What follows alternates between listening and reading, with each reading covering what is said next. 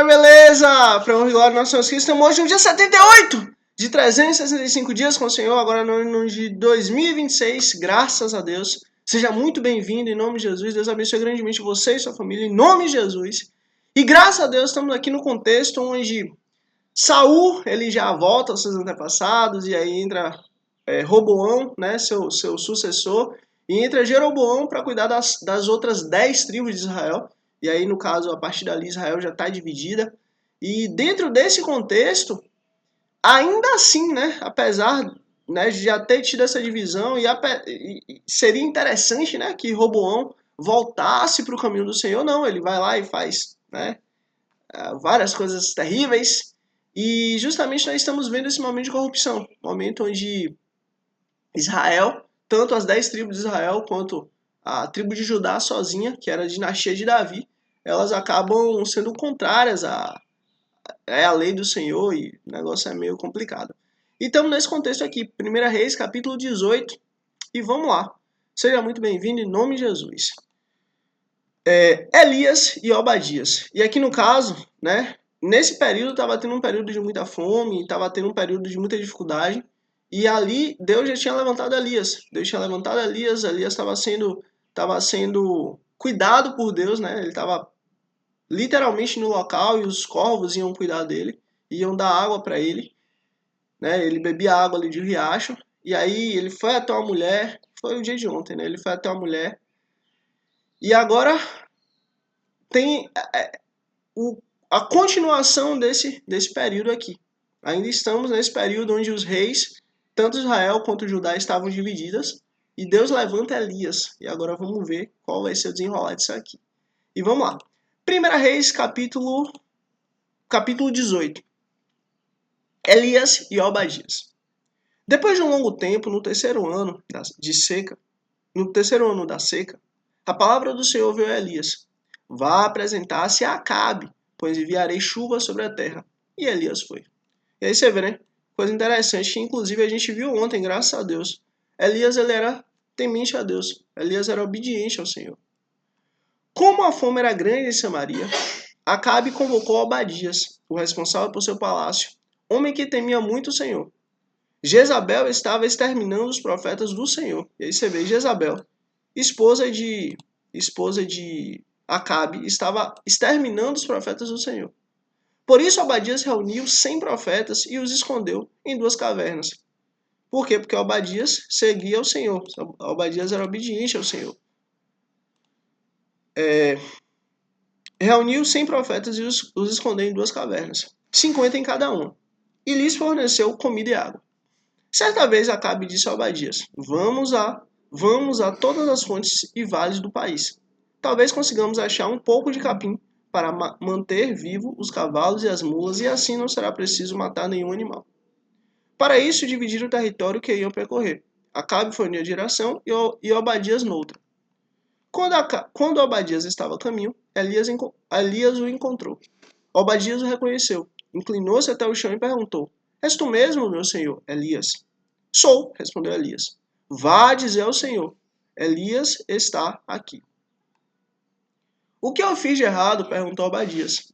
Para que entregues o teu servo a Acabe para ser morto? E aí você vê, né? Obadias já sabia que se estava sendo da vontade, né? Obadias já sabia que se Elias já estava querendo ir ver Acabe, é porque Acabe já estava ali nos seus finais, né? Não estava ali nos seus períodos finais ali de vida. Juro pelo nome do Senhor teu Deus, que não há uma só nação ou reino onde o rei, meu Senhor, não enviou alguém para procurar por ti. Você vê isso aqui, Obadias falando, olha, o rei enviou literalmente, todo mundo para ir atrás de você. Eu sei que você é homem de Deus. E sempre que uma nação ou reino afirmava que tu não estava lá, ele os fazia jurar que não conseguiriam encontrar-te. Mas agora me dizes que para ir dizer ao meu Senhor, Elias está aqui. Ou seja, eu sei que você é homem de Deus, mas agora é você que está querendo ir ver ele. Ele exterminou todos. A esposa dele exterminou todos. Você quer realmente isso? Não sei para onde o Espírito do Senhor poderá levar-te quando eu te deixar. Se eu for dizer isso a Acabe e ele não me encontrar, ele me matará. E eu, que sou teu servo, tenho adorado o Senhor desde a minha juventude. Ou seja, Obadias estava dizendo, olha, deixa eu te falar, eu não quero te levar para o rei. Eu não quero te levar para ele, porque pode ser que, né, ele acabe com você. E outra, eu posso dizer que eu achei você, mas pode ser que o Espírito do Senhor te leve para algum lugar diferente e ele não te ache. O rei não te acha e ele vai me matar. Por acaso não ouviste, meu senhor, o que eu fiz enquanto Jezabel estava matando os profetas do Senhor? Ou seja, você não sabia que eu guardei os profetas?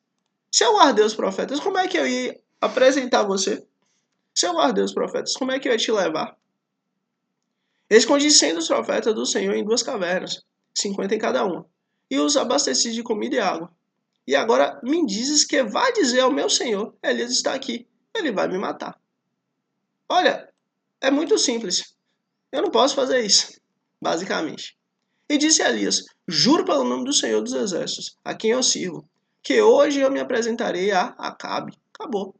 Elias já estava certo, vou me apresentar a Acabe hoje. Elias no Monte Carmelo. Então Obadias dirigiu-se a Acabe, passou-lhe a informação e Acabe foi ao encontro de Elias. Quando viu Elias, disse-lhe, é você mesmo, perturbador de Israel. Não tenho perturbado Israel, Elias respondeu. Mas você e a família de seu pai têm. Vocês abandonaram os mandamentos do Senhor e seguiram os balins. Agora, convoque todo o povo de Israel para encontrar-se comigo no Monte Carmelo. E traga os 450 profetas de Baal e os 400 profetas de Aserá, que comem a mesa de Jezabel. Olha, agora, traga 450 profetas de Baal. 450 profetas. Opa. Traga 450 profetas de Baal e os 400 profetas de Azera. É muita gente, né? 400 mais 450 é muita gente. E justamente Elias estava desafiando essa galera. Tava falando, olha, bora botar esse povo aí. Bora botar eles aí. 450 mais 400, 850, bora. Bota aí 850 homens aí para buscar o Deus de vocês. Acabe convocou então todo Israel e reuniu os profetas no Monte Carmelo. Elias dirigiu-se ao povo e disse, até quando vocês vão oscilar para um lado e para o outro? Se o Senhor é Deus, sigam-no. Mas se Baal é Deus, sigam-no. Ou seja, e aí? Vocês vão para onde? Sigam aí para quem vocês querem. Se vocês confiam no Deus de vocês, aí sigam eles. Mas se você confia no Deus de Israel, siga o Deus de Israel. O povo, porém, nada respondeu. Disse então Elias. E detalhe, diga-se de passagem, o povo que justamente tinha garantido, o povo que justamente tinha falado, olha, nós estamos com o Senhor e nós vamos servir o Senhor o tempo inteiro. Nós estamos com o Senhor e nós vamos buscar o Senhor por toda a vida. O povo que tinha garantido que iria estar com o Senhor. O povo que tinha garantido que iria, acima de tudo, manter a aliança. E isso é perigoso, porque assim, o povo lembra que o povo fez uma promessa? Então, versículo 22. Disse então Elias, eu sou o único que restou dos profetas do Senhor, mas Baal tem 450 profetas. Tragam 2 novilhos, escolham eles um, cortem-no em pedaços e os ponham sobre a lenha, mas não acendam o fogo. E aí você vê, eu sou o único. Isso é o que Elias achava, né? Eu sou o único profeta que ainda tem. Bora lá. Tragam 2 cordeiros, cortem-no em pedaços e ponham sobre a lenha, mas não acendam fogo. Eu prepararei o outro novilho e o colocarei sobre a lenha, e também não acenderei o fogo nele. Então vocês invocarão o nome do seu Deus, e eu invocarei o nome do Senhor. O Deus que responder por meio de fogo, esse é Deus. Ou seja, bora fazer aqui uma fogueira, bora fazer aqui um holocausto, só botar os animais, o animal, E o Deus que acender, esse é Deus. Esse é Deus. Acabou, bora ver. O profeta de Baal, profeta de Azera, 850 profetas de Baal e Azera, ou o Deus, o Senhor, rei dos reis, Senhor dos senhores, o rei de Israel. Então todo o povo disse, o que você disse é bom. Você vê, todo mundo, né, concordou, beleza, ótimo, perfeito. Ótima essa disputa, né? Elias disse ao profeta de Baal, escolham um dos novilhos e preparem-no primeiro. Visto que vocês são tantos, clamem pelo nome do seu Deus, mas não acendam fogo. Então pegaram o novilho que lhes foi dado e o prepararam. E clamaram pelo nome de Baal, desde a manhã até o meio-dia. Ó Baal, responda-nos, gritavam, e dançavam em volta do altar que havia feito. Mas não houve nenhuma resposta, ninguém respondeu. Ao meio-dia, Elias começou a zombar deles. Gritem mais alto, dizia. Já que ele é um Deus, quem sabe pode estar meditando, ou ocupado, ou viajando. Talvez ele esteja dormindo e precise ser despertado. Então passaram a gritar ainda mais alto e a ferir-se com espadas e lanças, de acordo com os costumes deles, até sangrarem. Passou o meio-dia e eles continuaram profetizando em transe. Opa, presta atenção, isso aqui é em transe. Esse negócio de transe, até aqui, pelo que nós vimos, algum momento foi algo bom? Algum momento foi algo positivo? Algum momento foi algo genuíno? Algum momento veio da parte de Deus a fim de glorificar o Senhor? Ou todos os momentos que veio não foram momentos tão positivos? Ou as pessoas, por exemplo, que foram atrás, né, de Saul, eles estavam, né, naquele contexto ali de Saul, eles entraram em transe para justamente Davi ser protegido. Então, olha, voltando, o culto a Deus é um culto racional. O culto a Deus é um culto que você sabe o que você está fazendo. É um culto que tem raciocínio. Não é uma coisa que você entra em transe. Tome muito cuidado com isso. E eles continuaram profetizando em transe até a hora do sacrifício da tarde. Mas não houve resposta alguma. Ninguém respondeu, ninguém deu atenção. Então Elias disse a todo o povo: aproximem-se de mim. O povo aproximou-se. E Elias reparou o altar do Senhor, que estava em ruínas. Você vê, o altar estava em ruínas, estava tudo acabado, tudo destruído. Depois apanhou 12 pedras, uma para cada tribo dos descendentes de Jacó, a quem a palavra do Senhor tinha sido dirigida, dizendo-lhe: será seu nome Israel. Com as pedras construiu um altar em honra ao nome do Senhor, e cavou ao redor do altar uma valeta da qual poderia ser semeadas 2 medidas de sementes. Ou seja, ele, ao lado do altar, ele cavou valetas em torno do altar. Depois arrumou a lenha, cortou o novilho em pedaços e pôs sobre a lenha. Então lhe disse: encham de água 4 jarros grandes e derramem-na sobre o holocausto e sobre a lenha. Olha, além de fazer todo o holocausto, além de fazer o holocausto, além de fazer essas valetas ao lado, vocês vão colocar, encham de água 4 jarras. Olha, vocês vão encharcar e derramem sobre o holocausto e sobre o altar. Olha, vocês vão encharcar isso aí. Vocês vão encharcar, podem encharcar. Encharquem, eu quero que encharquem. Façam-no novamente, disse ele, e eles o fizeram de novo. Façam-no pela terceira vez, ordenou, e eles o fizeram pela terceira vez. A água escorria do altar, chegando a encher a valeta. Tá vendo? Foi tanta água, tanta água, tanta água derramada no altar que a valeta encheu.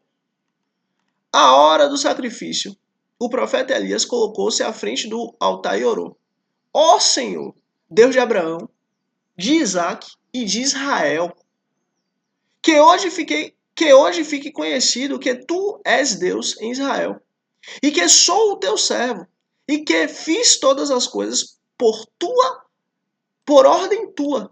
Ou seja, eu não estou aqui por mim, eu não estou aqui pelo que eu acho, eu não estou aqui pelo que eu penso, não. Eu estou aqui por ordem tua.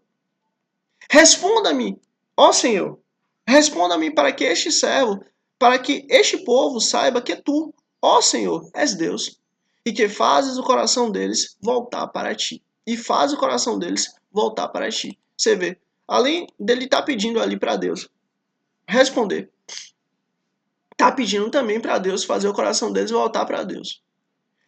E agora tem a resposta de Deus. Então o fogo do Senhor caiu e queimou completamente o holocausto, a lenha, as pedras e o chão. Olha, queimou completamente o holocausto, a lenha, as pedras e o chão. Meu Deus do céu. E também secou totalmente a água na valeta. Misericórdia. Quando o povo viu isso, todos caíram prostrados e gritaram: o Senhor é Deus, o Senhor é Deus. Você vê, eles passaram o dia inteiro se ferindo, gritando, em transe, e nada aconteceu. Bastou uma oração de Elias e ó, tudo aquilo foi consumido imediatamente. Então Elias ordenou-lhes: prendam os profetas de Baal, não deixe nenhum escapar. Eles os prenderam, o povo no caso. E Elias os fez descer ao riacho de Quizon e lá os matou. E Elias disse a Acabe: vá comer e beber, pois já ouço o barulho de chuva pesada. Então Acabe foi comer e beber. Mas Elias subiu até o alto do Carmelo, dobrou-se até o chão e pôs o rosto entre os joelhos. E aí você vê, né? Elias aqui acabou de ser usado por Deus de forma grandiosa. Elias aqui acabou de ser usado por Deus de forma que ninguém nunca viu. E agora ele vai lá, põe o rosto no chão e coloca o rosto entre os joelhos. O peso da responsabilidade. A situação ali era terrível. Vai e olha na direção do mar, disse a seu servo. E ele foi e olhou. Não há nada lá, disse ele. 7 vezes Elias mandou, volte para ver. Na 7ª vez, o servo disse: uma nuvem tão pequena quanto a mão de um homem está se levantando do mar. Pronto, acabou. Você está vendo uma pequena nuvem do tamanho da mão de um homem? Já foi, esse é o sinal. É o sinal que a chuva vai cair, que a chuva vai vir. Depois de passar 3 anos e meio, porque Elias falou que não ia chover, pronto. Agora Elias falou que vai chover, acabou. Assim vai ser. Então Elias disse: vá dizer a Acabe, prepare o seu carro e desça, antes que a chuva o impeça. Enquanto isso, as nuvens escuras apareceram no céu. Começou a ventar e chover forte. E Acabe partiu de carro para Jezreel. O poder do Senhor veio sobre Elias. E olha, quando o poder de Deus vem, coisas extraordinárias acontecem. Quando o poder de Deus vem, coisas extraordinárias que a gente não consegue nem imaginar acontecem. O poder de Deus veio sobre Elias. E ele, prendendo a capa com o cinto, correu à frente de Acabe. Elias correu à frente de Acabe por todo o caminho até Jezreel. Olha, Acabe estava literalmente com carro e cavalo de guerra. Carro e cavalo do rei. Carro e cavalo para correr. Carro e cavalo acostumados a correr. Como é que um homem consegue correr mais do que cavalo? Como é que um homem consegue correr mais com a carruagem? Aqui. O Espírito de Deus apossou-se de Elias e Elias correu à frente de Acabe por todo o caminho até Jezreel. Olha, é um caminho distante. Do Carmelo até Jezreel é um caminho longo. E porque o Espírito do Senhor estava em Acabe, o Espírito do Senhor estava em Elias, Elias correu à frente dos carros e dos cavalos de Acabe. É assim que Deus faz. Olha, Deus é extraordinário. Para Deus não existe limite. Para Deus não existe possibilidade que não possa ser cumprida. Ele cumpre todas as coisas. Foi da vontade de Deus que Elias chegasse antes de Acabe. Agora presta atenção aqui. 1 Reis capítulo 19. A fuga de Elias para Horebe. Aí você vê, Elias acabou de ser usado por Deus de forma absurdamente extraordinária. Acabou de correr mais do que o rei, de passar à frente dos cavalos do rei, de passar na frente da carruagem do rei. E agora a fuga de Elias para Horebe. Olha, nós estamos falando de um profeta, de um homem, que é usado por Deus, mas que também é homem. Que é usado por Deus, mas que também tem falha. Que é usado por Deus, mas que também, tem a natureza humana. Ora, Acabe contou a Jezabel tudo que Elias tinha feito e como havia matado todos aqueles profetas à espada. Por isso Jezabel mandou um mensageiro a Elias para dizer-lhe que os deuses me castiguem com todo rigor, se amanhã nessa hora eu não fizer a sua vida o que fez com a deles. Ou seja, nessa hora, amanhã, hora dessa, eu vou matar você, Elias. Acabou. Elias teve medo e fugiu para salvar a vida. Aí você vê, Elias não teve medo dos 850 profetas. de Baal e de Azera. Elias não teve medo do povo. Elias não teve medo do rei, Acabe. Mas Elias teve medo de uma mulher, de Jezabel. Olha, assim a vida é. Às vezes, a nossa natureza, ela passa a ter medo, digamos assim, de coisas e circunstâncias que são bobas, que são pequenas, que são... Não há medo naquilo. O oposto é verdadeiro. Por quê? Porque existe a natureza em nós. Existe uma natureza carnal em nós ainda. Mas assim, isso tudo, o próprio Deus queria que fosse assim. Para que Elias tivesse o tal do espinho na carne. Para que Elias não chegasse e falasse, eu tranco o céu. E eu abro o céu quando eu quero. Eu falo com Deus e Deus manda fogo do céu. Todos aqui me conhecem como homem de Deus. Deus não queria que ele tivesse essa vaidade, esse ego. Não. Então Deus, estava cuidando de Elias, mas também estava cuidando de o povo e Jezabel e Acabe e todos. Deus é soberano. Em Berseba de Judá, ele deixou o seu servo e entrou no deserto, caminhando um dia.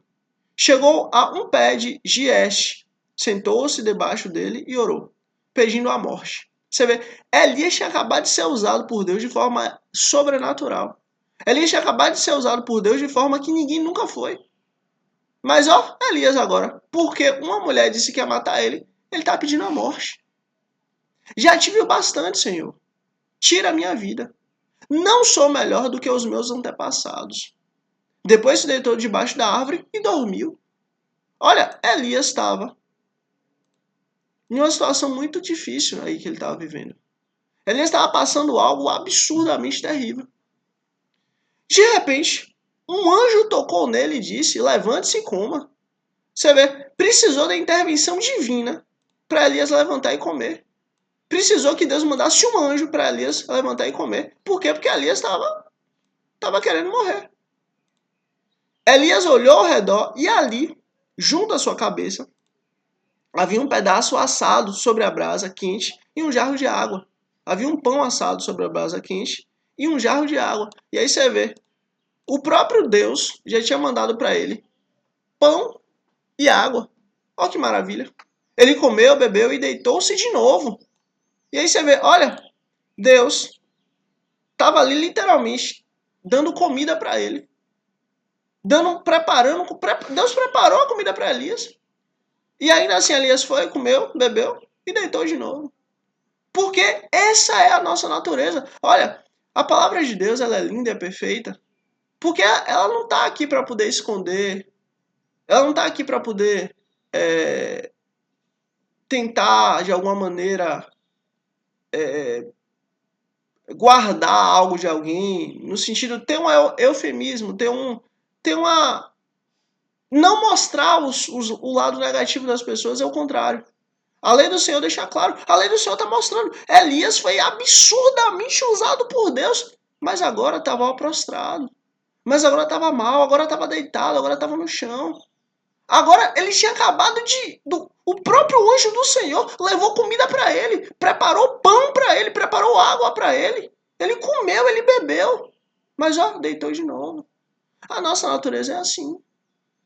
E glória a Deus por isso, sabe por quê? Porque justamente o Senhor nos fortalece na nossa fraqueza. A nossa fraqueza serve para nos fortalecer. O importante, sabe o que é? É mesmo fraco, nós buscarmos a Deus. O importante, sabe o que é? É mesmo fraco, nós continuarmos com o Senhor. O importante, sabe o que é? É mesmo fraco, nós andarmos no caminho de Deus. Isso que é importante. O anjo do Senhor voltou. Tocou nele e disse, de novo o anjo veio e tocou nele e disse, levante-se e coma, pois a sua viagem será muito longa. Bora lá, levanta, anda, acorda, bora. Levanta e come, sua viagem será muito longa. Então ele se levantou, comeu e bebeu. Fortalecido com aquela comida, viajou 40 dias e 40 noites, até chegar a Horebe, o monte de Deus. Ali entrou numa caverna e passou a noite. De novo, chega lá, ele entra em uma caverna, ele está prostrado, ele está deitado, ele está mal, ele está para baixo. O Senhor aparece a Elias, e a palavra do Senhor veio a ele. O que você está fazendo aqui, Elias? Você vê, o Senhor vem até Elias. Deus mandou o anjo dele 2 vezes, mas agora foi o próprio Deus que aparece a Elias. O que você está fazendo aqui, Elias? Nessa caverna no Monte Horebe. Ele respondeu: tenho sido muito zeloso pelo Senhor, o Deus dos exércitos. Os israelitas rejeitaram a tua aliança, quebraram os teus altares e mataram os teus profetas. A espada. Sou o único que sobrou. Você vê, sou o único que sobrou. Ele, na cabeça de Elias, Elias era o único que sobrou de todo Israel. Agora também estão procurando matar-me. E aí você vê, Elias estava sentindo ali o peso da morte. Elias estava acreditando que ele iria morrer. Elias acreditava que ele era o único e que ele iria morrer. Mas assim, será que Elias se esqueceu que ele acabou de ser usado por Deus de forma sobrenatural? O Senhor, o Senhor lhe disse, olha qual a resposta de Deus para ele. Saia e fique no monte, na presença do Senhor, pois o Senhor vai passar. Glória a Deus. Lembra que o Senhor passou na frente de Moisés e Moisés viu a bondade de Deus? Lembra que o Senhor passou na frente de Moisés e Moisés viu quão grandes coisas o Senhor estava fazendo? Então, o Senhor vai passar agora na frente de Elias.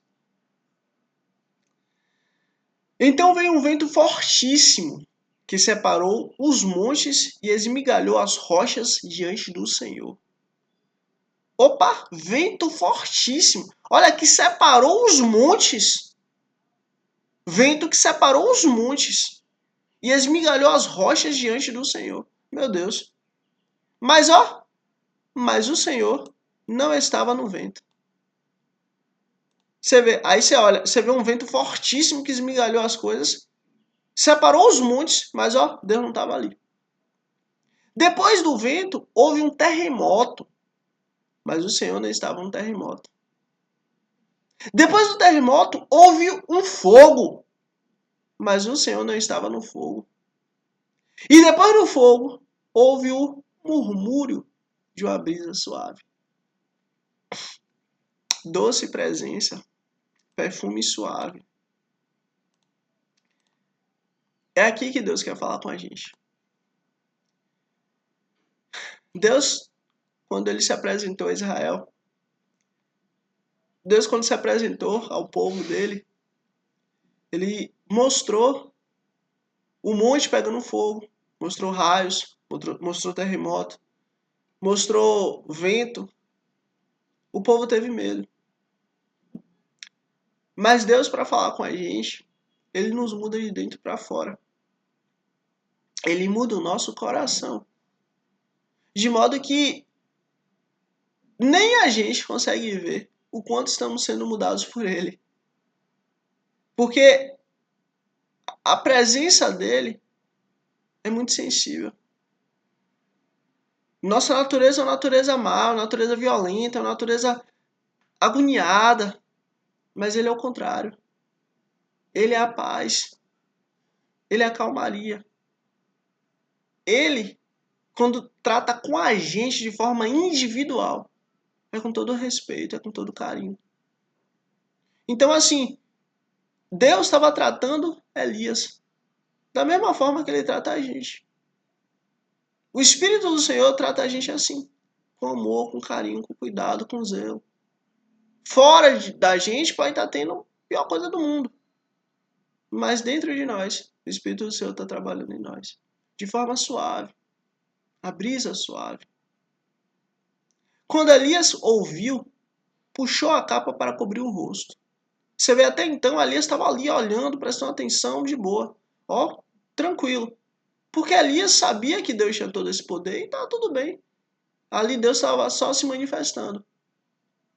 Mas a presença de Deus aqui chegou. Quando Elias sentiu o murmúrio de uma brisa suave. Opa, a brisa suave é o Senhor. Não é o poder de Deus, mas é o próprio Deus. É a própria presença do Senhor, misericórdia. Quando Elias ouviu, puxou a capa para cobrir o rosto. Saiu e ficou à entrada da caverna. Por quê? Porque ele sabia que Deus estava ali. É agora que o Senhor está aqui. Opa, deixa eu ficar aqui na entrada da caverna. Deixa eu me cuidar. Por quê? Porque agora que o Senhor está aqui. Antes, era só o poder dele. O poder dele não ia me matar, não ia me fazer mal. Mas ele é santo, santo, santo. Aquele que é tão santo, mas tão santo, mas tão santo, que o seu nome é a própria santidade. O santo de Israel está aqui na minha presença. Deixa eu me cobrir. Deixa eu cobrir quem eu sou. Deixa eu me cobrir. Por quê? Porque agora ele está diante de mim. E ai de mim de ver o Senhor. Ai de mim de estar na presença dele. Ai de mim. Se eu ver o Senhor, eu vou morrer de fato. Ai de mim, porque ele é santo e eu não sou. Elias entendeu isso, Elias sabia disso. Elias estava vivendo justamente esse período na vida dele. Estava diante do próprio Deus. E uma voz lhe perguntou. Você vê, não foi um raio, não foi um trovão, foi uma voz que lhe perguntou. O que você está fazendo aqui, Elias? Olha, Deus, ele veio até onde nós estamos. Deus, ele entra na caverna e vai nos buscar. Deus, ele busca onde nós estamos, mesmo que nenhum homem saiba e que nenhum homem possa ir. Mas Deus vai. E pergunta, o que é que você está fazendo aqui? Hã? Ele respondeu, tenho sido muito zeloso pelo Senhor, o Deus dos exércitos. Os israelitas rejeitaram a tua aliança, quebraram teus altares e mataram os teus profetas à espada. Opa!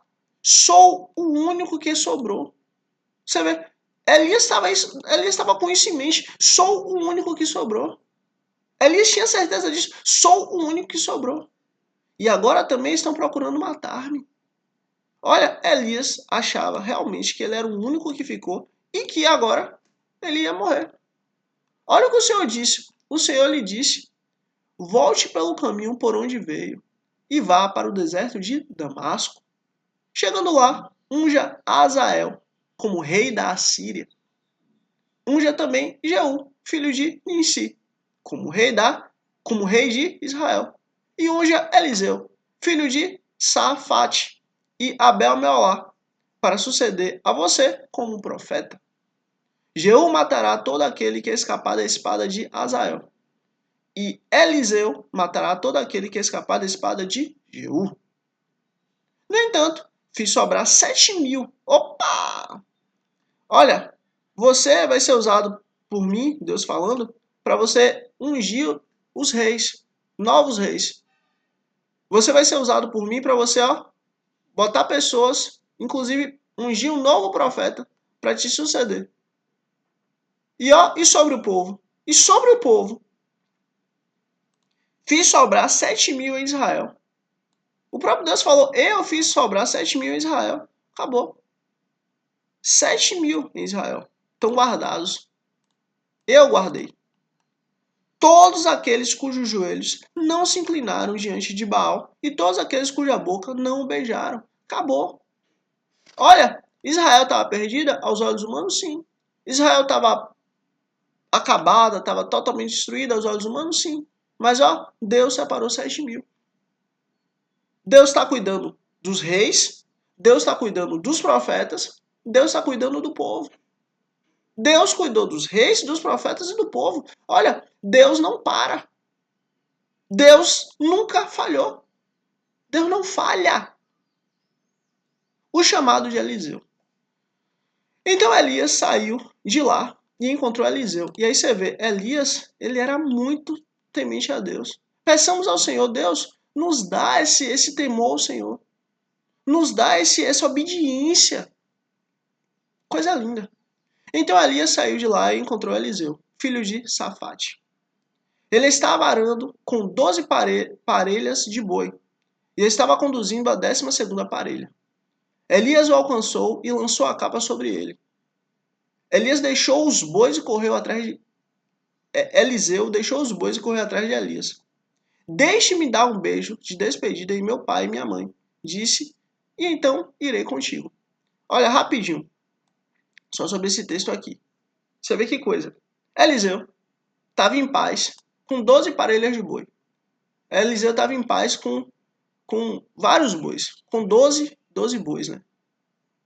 E justamente com esses 12 bois ele estava ali trabalhando, provavelmente na sua terra, estava vivendo sua vida em paz, tranquilo.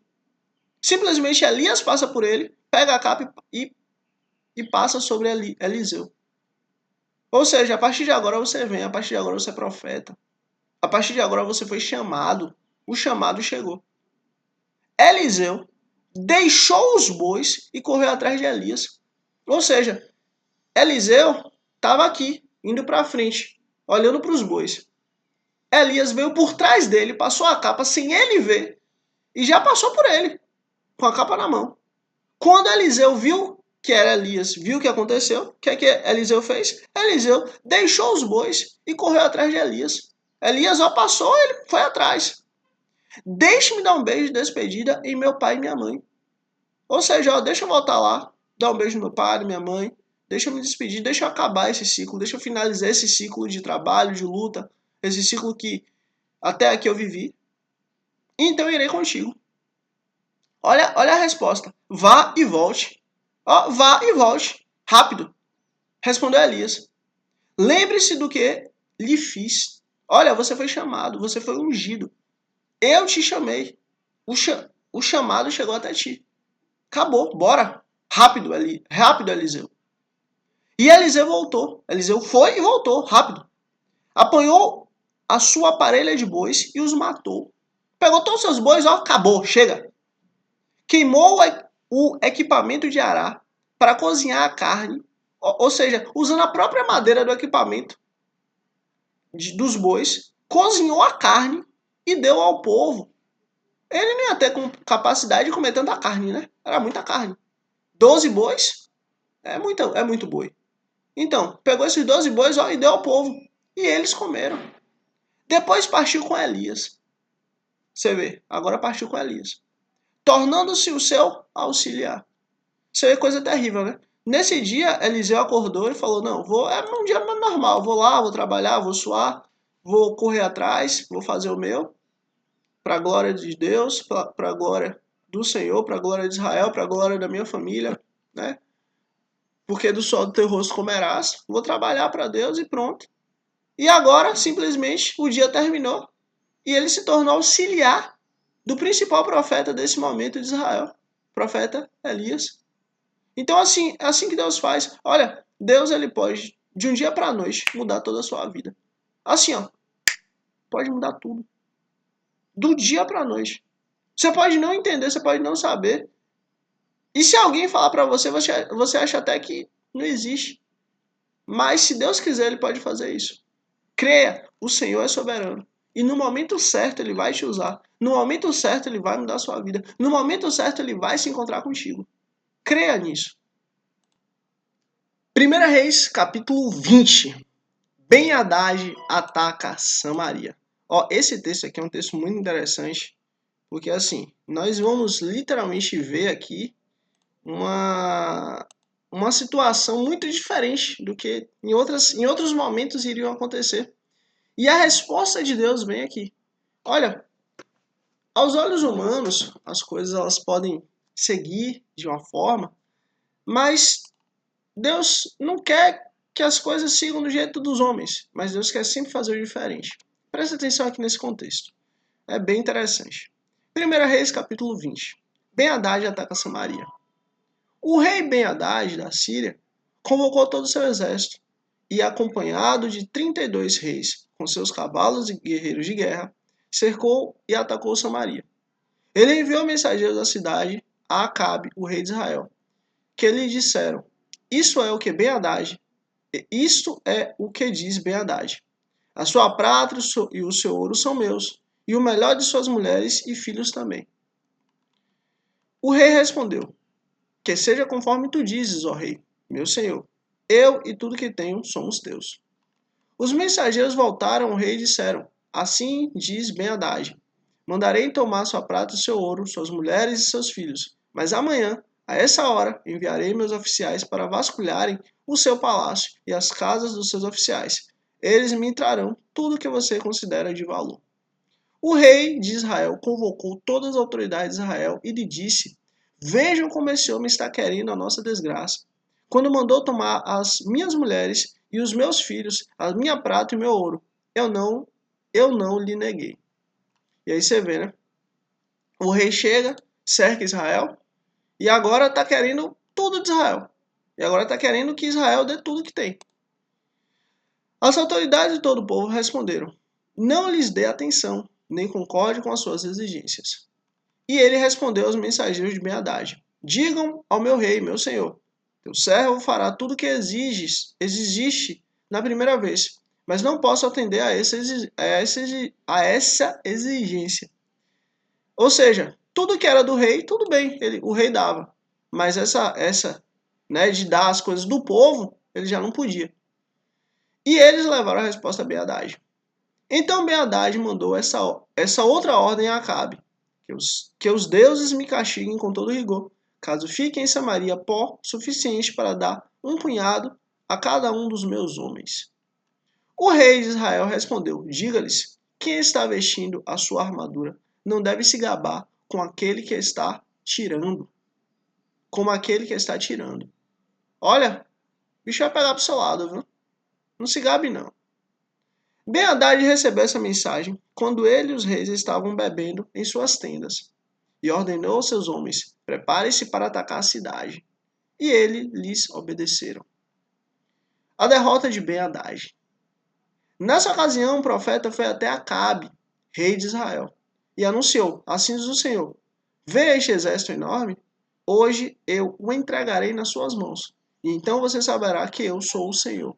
E aí você vê, Acabe, mesmo sendo homem mau, Acabe mesmo sendo um homem contrário à vontade do Senhor, mesmo sendo um homem ali que estava completamente distante do que Deus ensinou e que estava seguindo um caminho de negativo.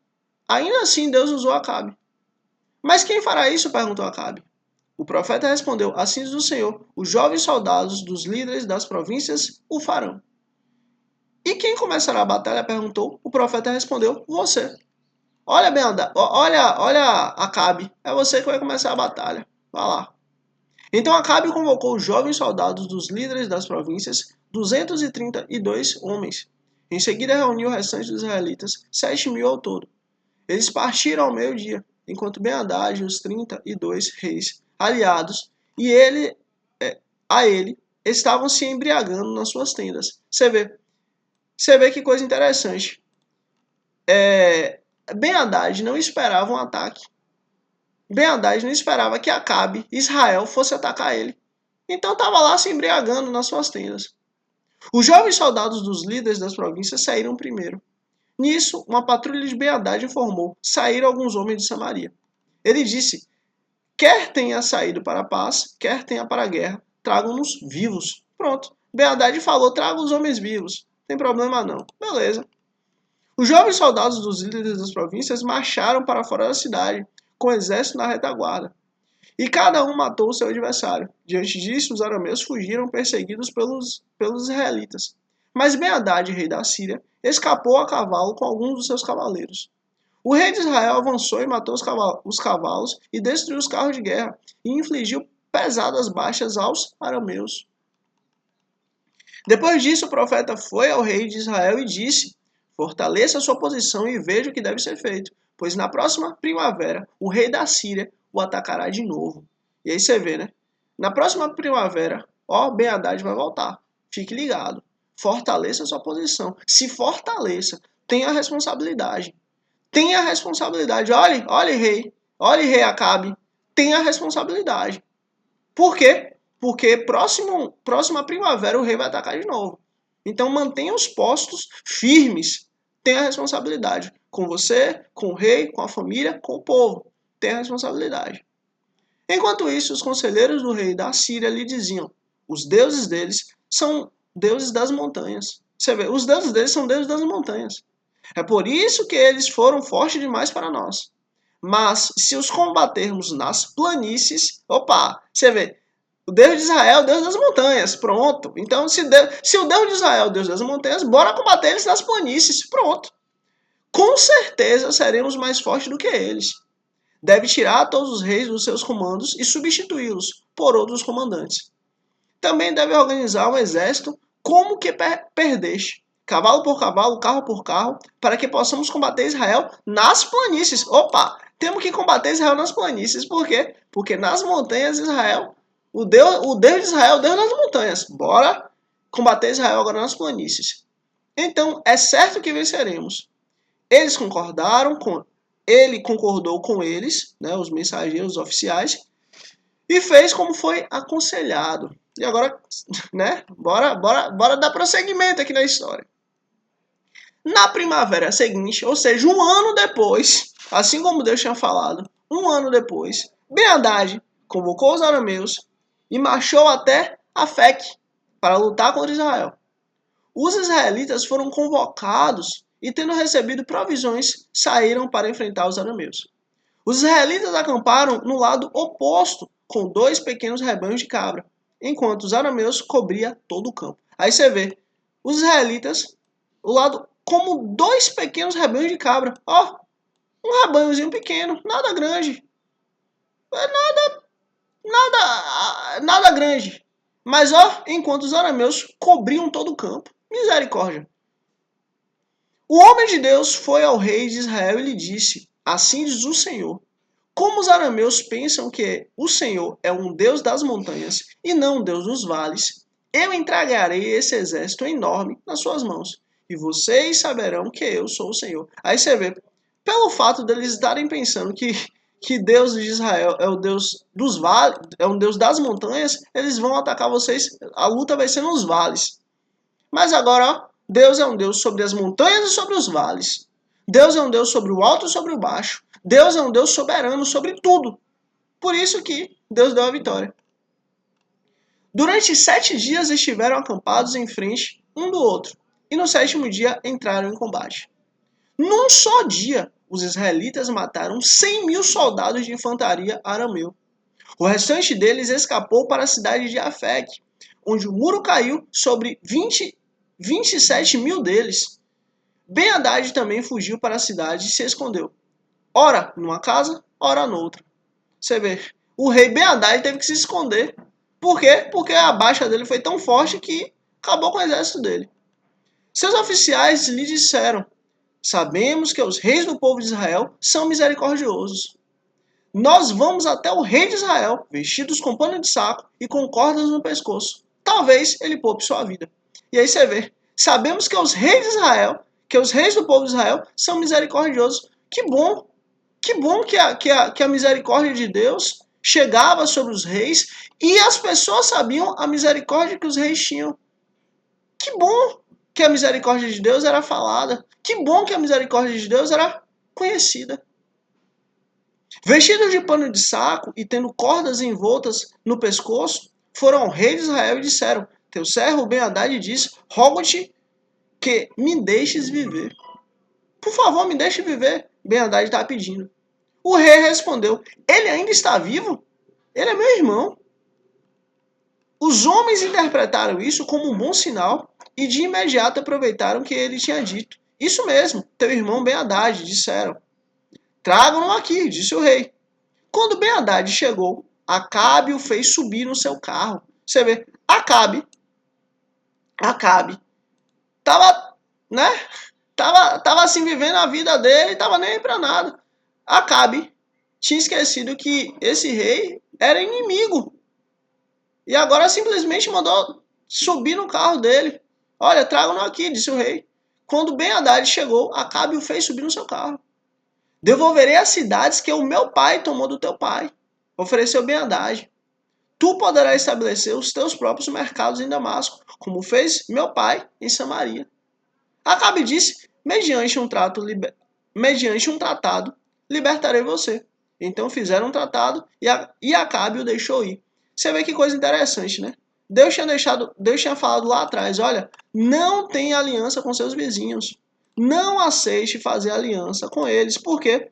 Porque se algum dia vocês fizerem aliança com seus vizinhos, esses seus vizinhos vão ser espinhos nos seus olhos e espinhos nas suas costas. Não faça isso. E agora, Acabe estava ali diante do inimigo, diante do rei inimigo, e simplesmente deixou ele ir. Acabe era um exemplo de rei. O profeta condena Acabe. Por ordem do Senhor, um dos discípulos do profeta disse ao seu companheiro: fira-me. Mas o homem se recusou a fazê-lo. Então o profeta disse: como você não obedeceu ao Senhor, assim que você sair daqui, um leão ferirá. E logo que o homem partiu, o leão o atacou e o feriu. O profeta encontrou outro homem e disse: fira-me, por favor. Este o atingiu e o feriu. Então o profeta saiu e ficou ao lado da estrada, à espera do rei. Você vê, o profeta, por que o profeta pediu para ser ferido? Porque o profeta ele precisava experimentar aquilo que ele estava profetizando. Ele precisava experimentar aquilo que Deus colocou no coração dele para poder mostrar a Israel. Para poder mostrar o que vai acontecer com Israel. O que vai acontecer com o Israel. O profeta ele precisava sentir o gosto para poder passar esse gosto ao povo. O primeiro homem não feriu o profeta, morreu. Esse segundo homem teve coragem e feriu o profeta. Pronto, o profeta ficou à entrada da porta, esperando o rei. Este o feriu, este o atingiu e o feriu. Então o profeta saiu e ficou ao lado da estrada, à espera do rei. Ele se disfarçou, cobrindo os olhos com sua testeira. Quando o rei ia passando, o profeta gritou para ele: em pleno combate teu servo entrou. E alguém veio a mim com um prisioneiro e me disse: vigie este homem. Se ele escapar, será sua vida pela dele. Ou você deverá pagar 35 quilos de prata. Enquanto teu servo estava ocupado com outras coisas, o homem desapareceu. Misericórdia. Essa é a sua sentença, disse o rei de Israel. Você mesmo o pronunciou. Eita! Vocês estavam entendendo o que aconteceu aqui? Olha, você tinha a responsabilidade. O profeta falou: você tinha a responsabilidade de cuidar de um homem. Você tinha a responsabilidade de prender um homem. Você tinha essa responsabilidade. A responsabilidade era sua. Você não cumpriu. Agora esse homem desapareceu. A responsabilidade era sua. E esse homem agora deve pagar. Agora o rei chega para ele e fala: ó, essa é a sua sentença, disse o rei de Israel. Você mesmo pronunciou. Agora o rei está dizendo que a culpa é dele, ó, não tem nada a ver com isso. Tipo, a sentença é sua. Então o profeta rapidamente removeu a testeira dos olhos e o rei o reconheceu como um dos profetas. Misericórdia. Esse é um dos profetas. Opa, olha a punição de Deus vindo. Olha Deus falando. Olha, Deus deu Ben-Hadad na mão do profeta Acabe, do rei Acabe. O que Acabe fez? Acabe simplesmente deixou Ben-Hadad ir. Ele disse ao rei: assim diz o Senhor, você libertou um homem que eu havia decidido que deveria morrer. Isso aqui é Deus falando sobre Ben-Hadad. Olha, Ben-Hadad deveria morrer. Ben-Hadad, ele era mau. Ben-Hadad estava lutando contra Israel. Ben-Hadad lutou contra Israel. Agora você, Acabe, você não teve responsabilidade. Você, Acabe, não exerceu a sua obrigação. Olha, Acabe, você não teve responsabilidade com o povo. Você não teve responsabilidade com a lei. Você não teve responsabilidade com os homens que lutaram para que isso acontecesse. Olha, você libertou um homem que eu havia decidido que deveria morrer. Acabou. Por isso, é a sua vida pela vida dele. O seu povo pelo povo dele. Acabou. Você vai pagar. Já era. Aborrecido e irritado, o rei de Israel voltou para o seu templo em Samaria. E aí você vê, ao invés aqui dele, beleza, de fato, eu errei, eu falei, Senhor me perdoa. E aí, o que ele fazia? O que ele poderia ter feito nesse momento? Chamar o exército inteiro e bora atrás do rei de Ben-Hadad, bora atrás de Ben-Hadad. Hoje ainda, isso vai ser cumprido. Não, o que ele fez? Ficou aborrecido. É um moleque, é um menino. Ficou chateado, ficou chateadinho. Ficou chateadinho. Ficou chateado. Vou pro palácio. Não teve responsabilidade. Não foi fazer o que era para ser feito. Ele tinha que ir atrás. Bora, vou atrás de Ben-Hadad. Ben-Hadad tá cansado, vejo a guerra, tá sem homem, tá sem exército. Eu vou atrás dele. E vou resolver isso aí. Ainda que eu morra, mas vai ser. Eu vou cumprir a minha responsabilidade. que ele fez? Ficou aborrecido, ficou chateado. Igual a criança, fez chateação de criança. Por quê? Porque ele era um rei, mas ele não tinha um coração de um rei. Ele não tinha a mente de um rei. Ele era um moleque, ele era um menino. Ficou chateadinho. Pronto. Aí foi pra saia de sua mulher. Essa demônia Jezabel. Foi passar em Jezabel. Jezabel. Olha, sejamos responsáveis. Tenhamos responsabilidade. É o que Deus quer. Quando alguém te reclamar, aceite. Se você estiver errado. Quando alguém te reclamar, aceite. Por quê? Essa repreensão serve para o crescimento de todos. Ele foi repreendido por Deus. O que ele fez? Simplesmente, ficou chateado. Ficou chateado e deixou lá. Pronto. Ficou chateado e deixou lá? Pronto. Você vai pagar. Acabou. 1 Reis, capítulo 21. A vinha de Nabote. Misericórdia, esse texto é terrível. Algum tempo depois, houve um incidente envolvendo uma vinha que pertencia a Nabote de Jezreel. A vinha ficava em Jezreel, ao lado do palácio de Acabe, o rei de Samaria. E aí você vê, só para deixar uma coisa clara, tome muito cuidado com o local onde você está. Como assim? Era muito bom, né, você ser vizinho do rei. Você sabe que você ia ter segurança, você sabe que você ia ter ali um vizinho bom, né, o rei. Você sabe que sua família ia ficar em paz. Só tem um problema. E se o rei é moleque? E se o rei é menino? E se o rei é bobo? E se o rei é contrário à lei do Senhor? E se o rei é cheio de vaidade, cheio de ego? E se o rei, quando é repreendido, ao invés de pedir perdão, ele vai lá e fica chateado? Aí é um problema. Aí é um problema. Deus, ele quer homem, ele quer mulher santo. Ele quer homem, quer mulher que, ouve a repreensão, pede perdão. Muda. Volte face, Ele não quer um homem ou uma mulher que fica chateadinho. E era o caso de Acabe.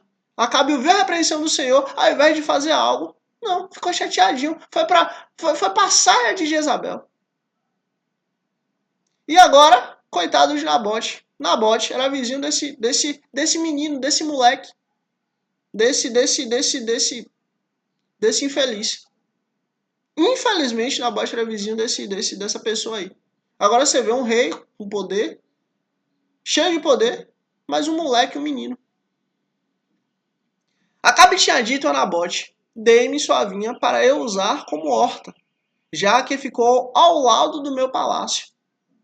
Em troca, eu lhe darei uma vinha melhor, ou se preferir, eu lhe pagarei, seja o que for o seu valor.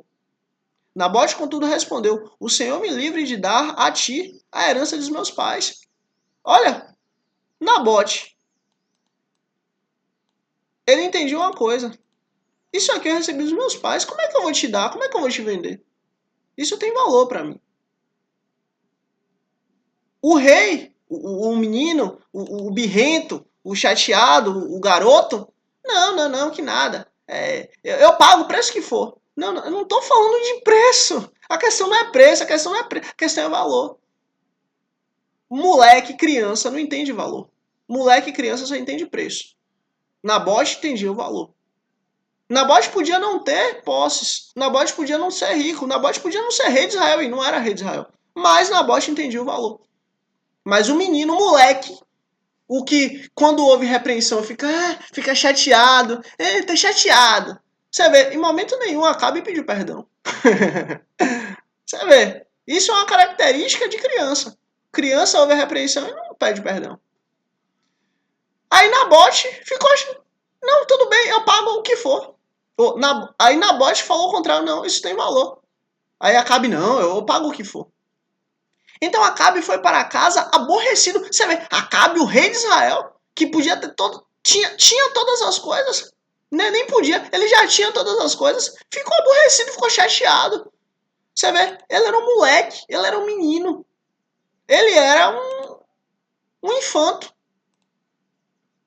Acabe não passava de um moleque, de coroa.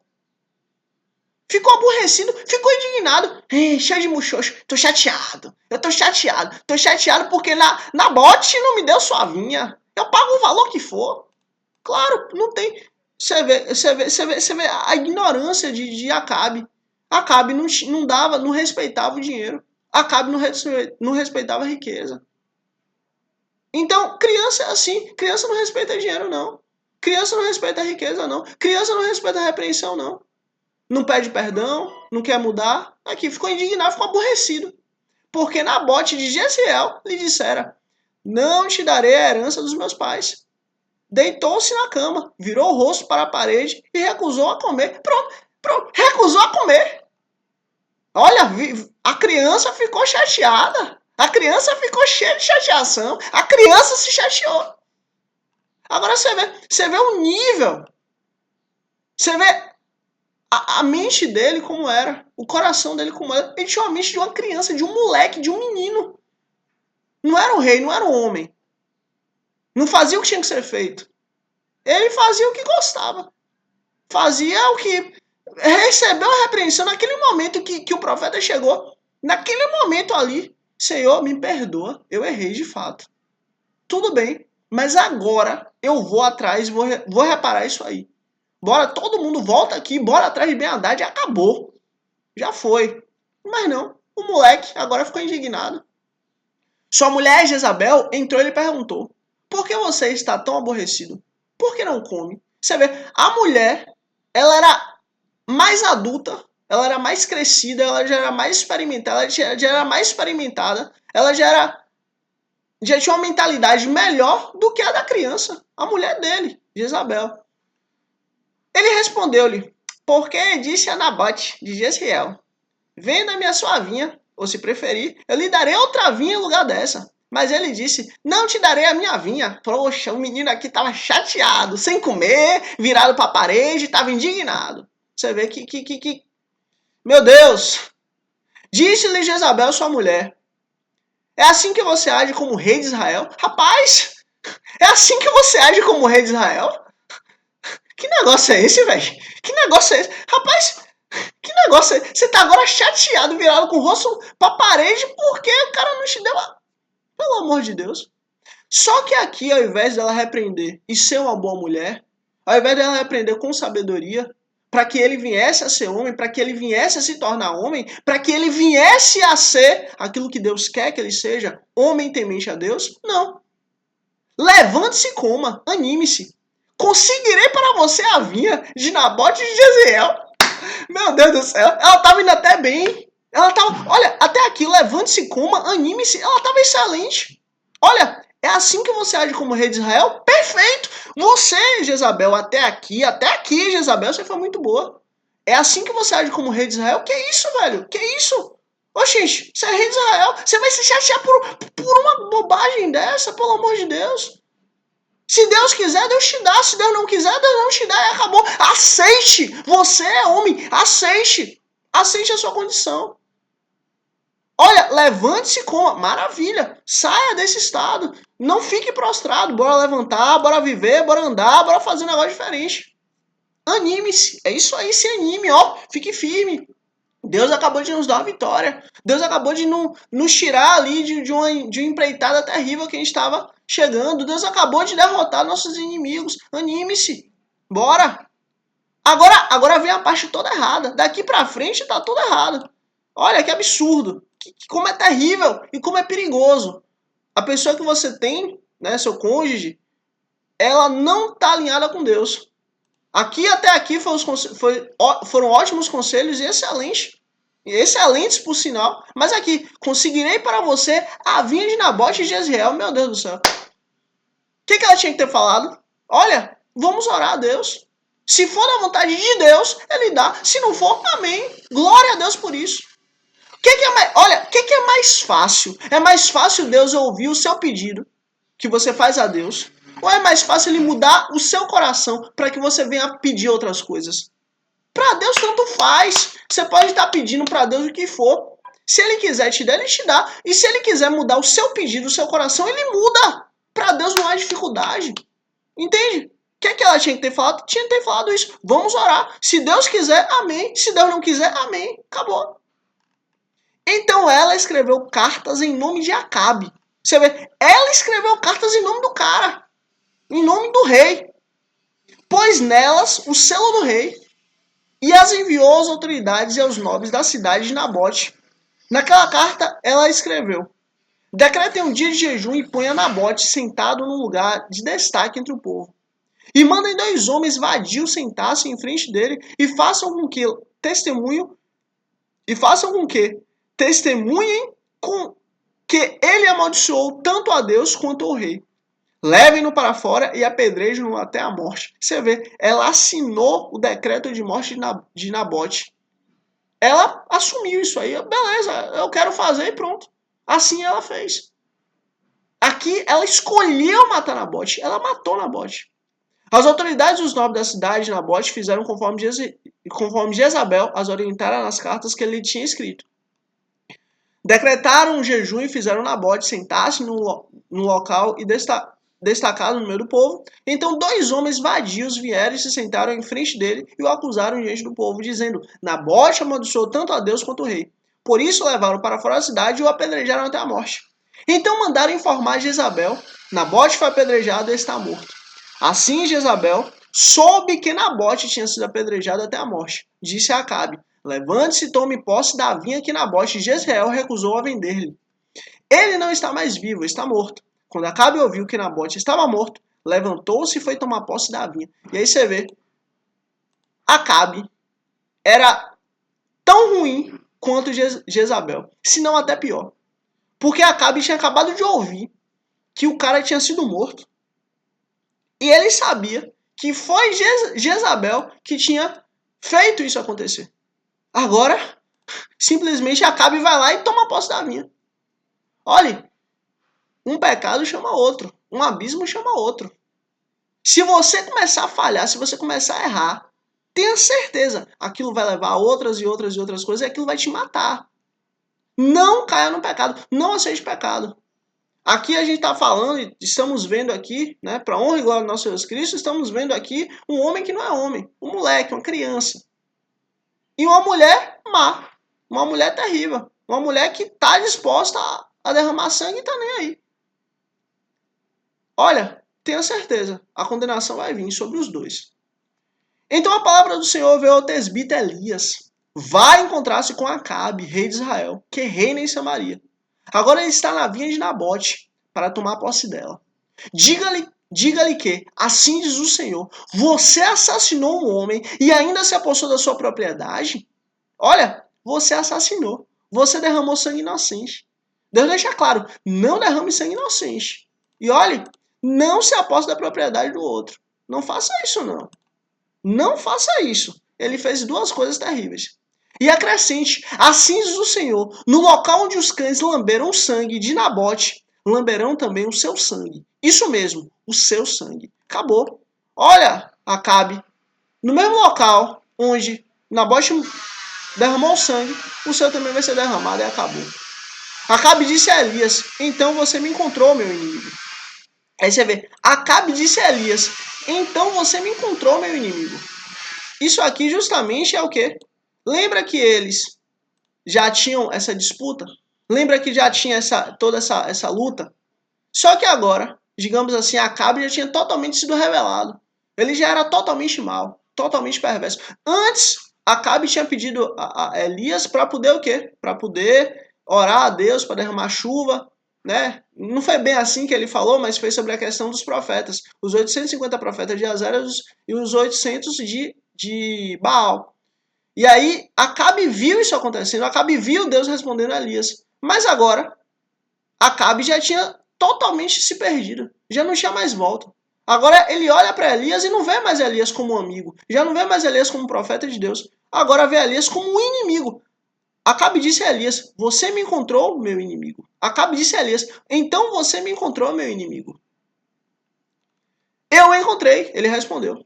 Porque você se vendeu para fazer o que o Senhor reprova. E ele diz, vou trazer desgraça sobre você.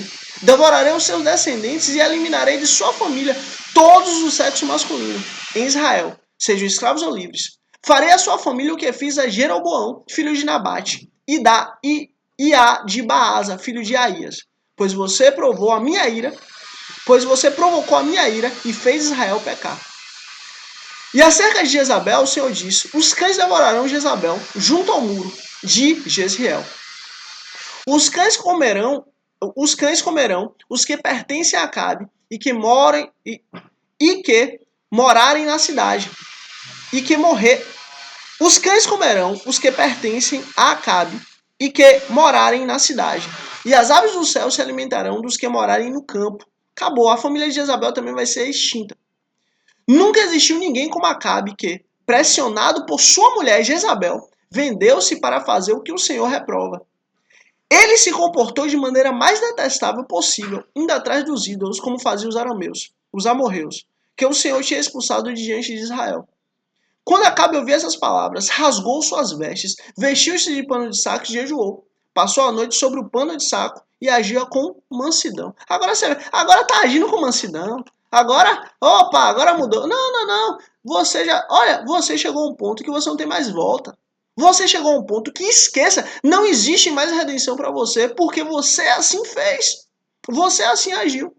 Você tirou a redenção dos outros, acabou a redenção para você. Você tirou a vida dos outros, acabou a vida para você. Por quê? Porque você escolheu seguir esse caminho. Não era para você ter seguido. Você seguiu porque você quis. Acabou. Não há mais volta. Então a palavra do Senhor veio a Tesbita Elias. Você notou como Acabe se humilhou diante de mim? Visto que se humilhou, não trarei essa desgraça durante o seu reinado. E aí você vê, Deus é tão misericordioso, Deus é tão bom, a bondade do Senhor é tão grande, mas tão grande, mas tão grande, mas tão grande, que Deus, tudo bem, eu não vou fazer isso, não vou trazer essa humilhação durante. Você viu como Acabe se humilhou diante de mim? Visto que se humilhou, não trarei essa desgraça durante seu reinado, mas durante o reinado de seu filho. Deus, apesar de Acabe já ter passado de todos os limites, já ter passado de toda a lei, já ter ido muito além, ainda Deus exerceu misericórdia. Ainda Deus exerceu misericórdia sobre Acabe. Ainda Deus teve misericórdia desse homem tão mau e cruel. Porque a misericórdia de Deus, ela é infinita. A misericórdia de Deus, ela é infinita. A misericórdia de Deus, ela é infinita.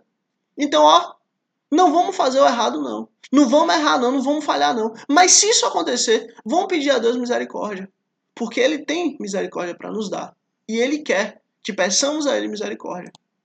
E para honra e glória do nosso Jesus Cristo, hoje foi o nosso dia 78. Deus abençoe grandemente você e sua família, em nome de Cristo Jesus. Se inscreve aqui para amanhã, dia 79, em nome de Jesus, receber a notificação. Curte aqui e comenta aqui qualquer coisa. Bota aqui qualquer coisa aqui embaixo. Bota qualquer coisa. Porque assim, você vai ser instrumento de Deus para levar o reino dos céus para mais vidas, mais pessoas, mais almas. E é isso. Deus abençoe grandemente você e sua família em nome de Jesus. Até amanhã, dia 79. Se inscreve para você receber a notificação. Comenta qualquer coisa e curte aqui para que nós juntos levemos o evangelho para mais pessoas, mais vidas, mais almas, para honra e glória do nosso Senhor Jesus Cristo. E é isso. Tamo junto. Até amanhã, dia 79. Em nome de Cristo Jesus. Amém.